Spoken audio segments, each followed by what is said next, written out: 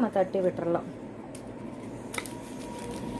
Just இந்த மாதிரி பண்ணிவிட்டு நெக்ஸ்ட் இதை வந்து இப்போ எடுத்து ஸ்டிக்கர் ஷீட் வந்து ஒயிட் ஷீட்டில் பேஸ்ட் பண்ணிக்கணும்.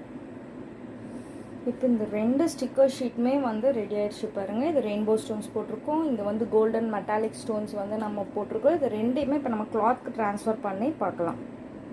இப்போ நம்ம ஸ்டிக்கர் ஷீட்டை ஃபேப்ரிக்கில் நல்லா பேஸ்ட் பண்ணிட்டோம். பேஸ்ட் பண்ண பிறகு வந்து பார்த்திங்கன்னா ஒரு ஒயிட் கிளாத் இல்லை ஏதோ ஒரு காட்டன் கிளாத்தை வந்து இந்த ஸ்டிக்கர் ஷீட் மேலே எந்த டிசைன் போட்டாலும் வந்து போட்டுக்கோங்க. போட்டுட்டு நெக்ஸ்ட் வந்து ஒரு ஹெவி வெயிட் அயன் பாக்ஸில் வந்து நம்ம நல்லா அந்த டிசைன் இடத்துல மட்டும் நல்லா ஹீட் வந்து வச்சு எடுக்கணும். இது வந்து ஒரு ஸ்டோன்ஸ் கம்மியாக இருக்க ஒர்க் தான். ஸோ இது வந்து சீக்கிரமே வந்து ட்ரான்ஸ்ஃபர் ஆகிடும். மினிமம் டைம் தான் வந்து எடுத்துக்கும். ஸோ இந்த மாதிரி நம்ம டிசைன் மேலே வந்து வச்சு இந்த மாதிரி எவ்வளோ டைம் வந்து தேவையோ அவ்வளோ நேரத்துக்கு நம்ம இப்படி வந்து வச்சு எடுக்கலாம். ஸோ இது ஒரு கிஃப்டிங் பர்பஸ் இல்லை நம்ம வீட்டில் ஒரு வால் ஹேங்கிங்காக போகிற